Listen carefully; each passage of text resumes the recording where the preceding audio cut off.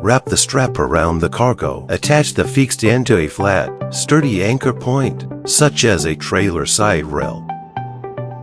Thread the webbing through the ratchet slot. Pull the strap tight by hand.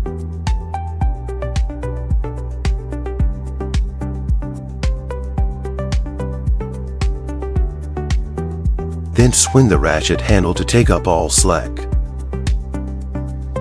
Apply final tension and lock the handle. To release, pull the handle up to 90 degrees, fold it fully open. Then pull out the strap.